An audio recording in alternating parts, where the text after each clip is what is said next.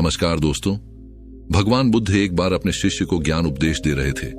तभी एक शिष्य ने उनसे पूछा, तथागत, मनुष्य गरीबी के कारण बहुत लाचार रहता है, क्या इसका कोई उपाय नहीं है? क्या तब भगवान बुद्ध अपने शिष्य को एक कहानी सुनाते हैं और कहते हैं, मोर मोरनी की यह बात ध्यान से समझ लेना, कभी गरीबी नहीं आएगी। एक गांव में एक बहुत ही गरीब ब्राह्मण रहता था। उसके घर में एक विशाल पीपल का वृक्ष था। उस वृक्ष पर एक मोर मोरनी का जोड़ा रहता था। वे दोनों पति पत्नी बहुत ही बुद्धिमान थे और वह ब्राह्मण भी बड़ा ही सीधा साधा और सच्चा इंसान था। वह बेचारा गरीबी का जीवन जी रहा था, परिवार का पालन पोषण भी नहीं कर पाता था। लेकिन वह ब्राह्मण उन दोनों मोर और मोरनी का बहुत ख्याल रखता था। उनको खाने को भोजन देता और पीने के लिए पानी देता था। उस ब्राह्मण के दिल में पक्षियों के लिए बहुत दया थी। वह मोर और मोरनी भी उस ब्राह्मण के घर पर बहुत खुश थे। मोर को अपने लिए भोजन लेने कहीं जाना भी नहीं पड़ता था। ब्राह्मण भोजन उनके घोंसले में ही दे दिया करता था। फिर एक दिन मोरनी मोर से कहती है, पिया जी, यह ब्राह्मण मन का कितना अच्छा है, हमारी कितनी सेवा करता है, परंतु यह आवश्यकता से ज्यादा सीधा साधा है। यह अपने भोलेपन के कारण अपना आत्मविश्वास खो चुका है। यह अपने परिवार का पालन पोषण भी ठीक प्रकार से नहीं कर पाता है। मोर कहता है, हाँ प्रिय, इसके जीवन में बहुत कष्ट है। तब मोरनी कहती है, पियाजी, संसार में यह 6 कष्ट बड़े ही दुखदायी होते हैं। पहला दुख है पत्नी का वियोग, दूसरा दुख है अपनों द्वारा किया गया अपमान, तीसरा दुख है कर्ज को ना चुका पाना, चौथा दुख है दुष्ट राजा की सेवा करना, पांचवा दुख है दुष्ट पुरुषों की संगत करना और छठा दुख है गरीबी में जीवन यापन करना। इन दुखों के कारण मनुष्य का शरीर बिना अग्नि के ही जलता रहता है। ब्राह्मण को अत्यंत चिंतित और लाचार लेकर एक दिन मोर और मोरनी ने आपस में विचार किया कि हमें ब्राह्मण की कुछ मदद करनी चाहिए। बेचारा ब्राह्मण हमारे लिए इतना करता है, सारे पक्षियों की इतनी सेवा करता है, इसके बदले में हमें इसके लिए कोई काम धंधे का इंतजाम करना चाहिए ताकि इसका और इसके परिवार का जीवन सुख से व्यतीत हो सके। रात भर सोचने के बाद अगले दिन मोर और मोरनी ब्राह्मण से कहते हैं, हे ब्राह्मण देवता, आप राजा के पास चले जाओ और राजा से कहना कि वह अपने यहां तुम्हें काम पर रख ले और जिस समस्या को कोई नहीं सुलझा पाएगा उस समस्या को तुम सुलझा दोगे और वेतन के रूप में राजा से रोज 100 स्वर्ण मुद्राएं मांग लेना। ब्राह्मण कहने लगा, ही पक्षियों, इतनी मुझ में काबिलियत कहां है जो मैं राजा की समस्या का समाधान कर पाऊं। अगर तुम दोनों मुझे कहते हो तो मैं चला जाता हूं। मोर और मोरनी के कहने से वह गरीब ब्राह्मण राजा के दरबार में पहुंच गया और जैसा जैसा दोनों पक्षियों ने उसे समझाया, ब्राह्मण ने राजा से वैसा ही कह दिया और हर रोज वेतन के रूप में 100 स्वर्ण मुद्राएं भी मांग ली।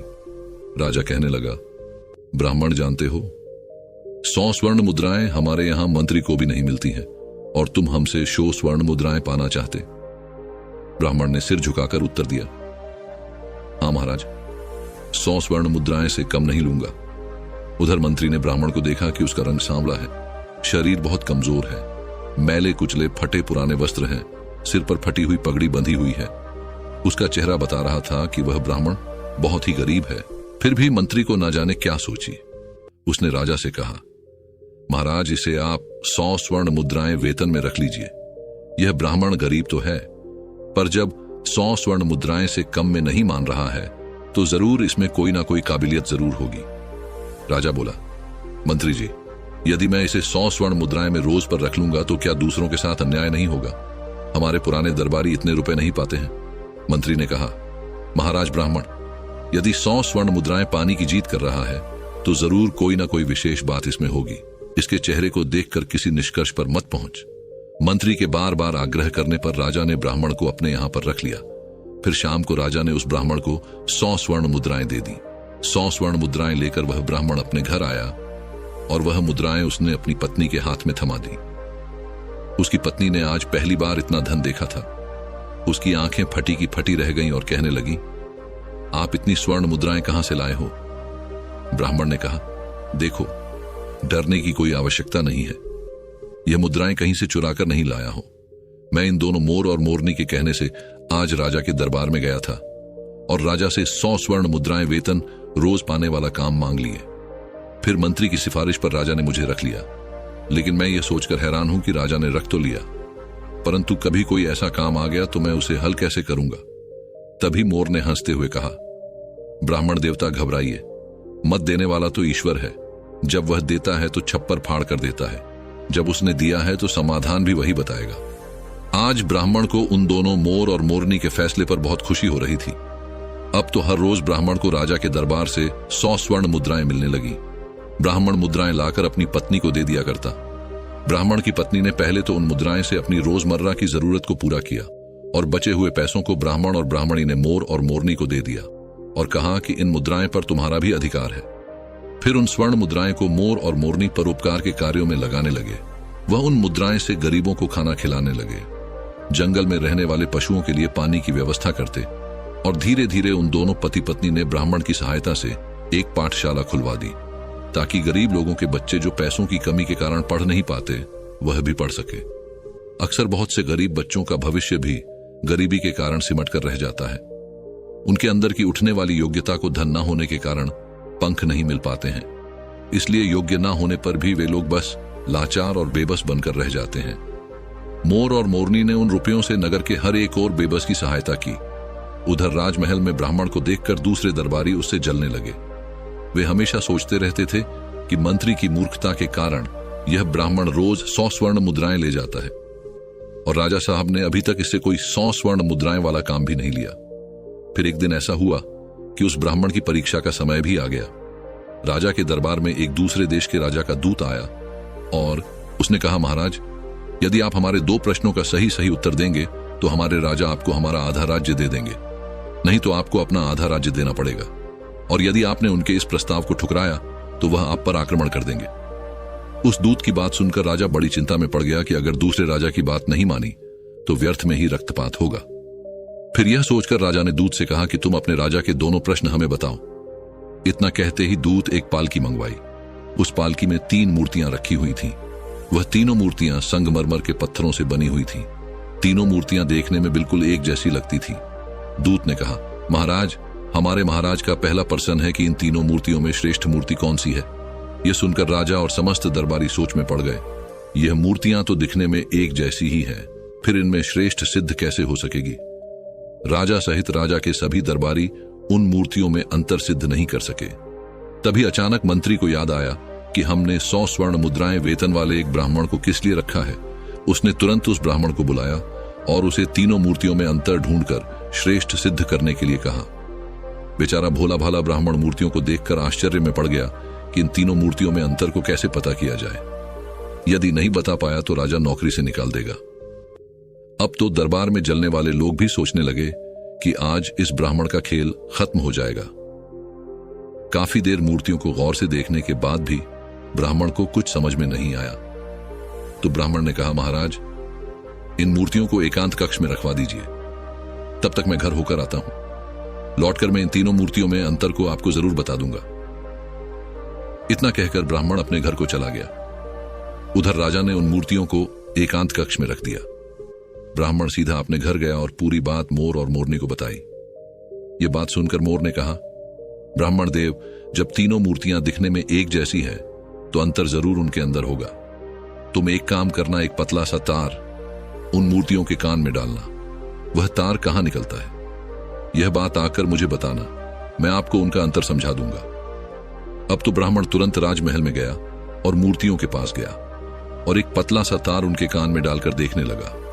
पहली मूर्ति के कान में तार डाला तो वह तार दूसरे कान से बाहर निकल गया। फिर दूसरी मूर्ति के कान में तार डाला तो वह मुंह से बाहर निकल गया। फिर तीसरी मूर्ति के कान में तार डाला तो वह तार बाहर ही नहीं निकला। ब्राह्मण ने पूरी बात आकर मोर को बताई।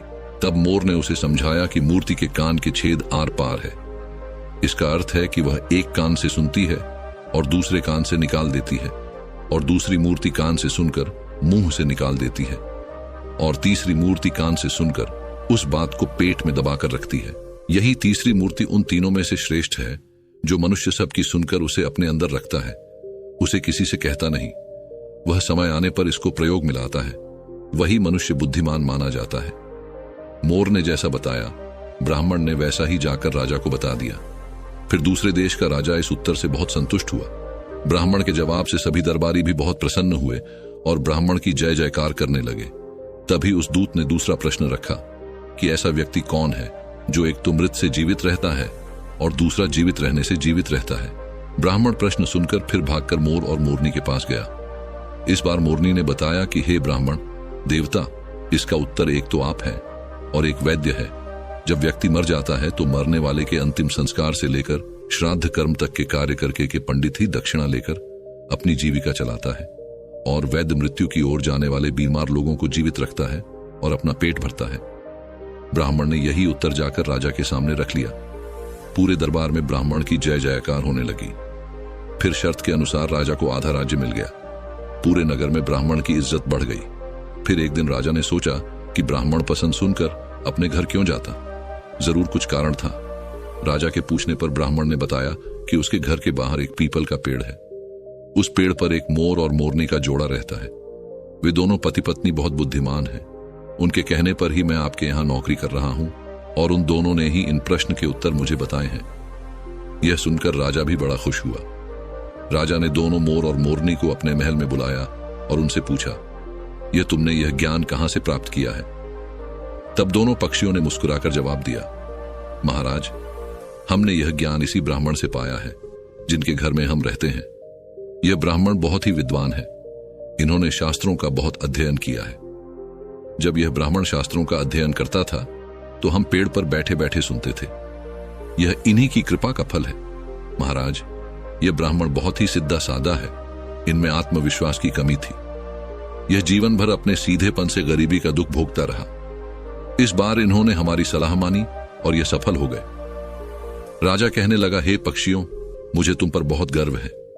तुमने एक लाचार ब्राह्मण का मान बढ़ाया है, साथ ही साथ इस राष्ट्र का नाम रोशन किया है। मांगो, तुम क्या मांगना चाहते हो?